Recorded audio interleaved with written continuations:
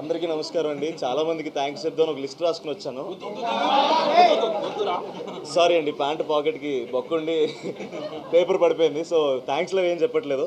So ఆడియన్స్కి మాత్రమే thanks చెప్తాం. మ్యాడ్ని అంత పెద్ద సక్సెస్ చేసినందుకే మ్యాడ్ స్క్వేర్ వచ్చింది. మ్యాడ్ స్క్వేర్ కూడా అలాగే నవ్వుతున్నారు, అలాగే ఎంజాయ్ చేస్తున్నారు అన్నప్పుడు అంతకన్నా ఆనందం ఉంటుందండి.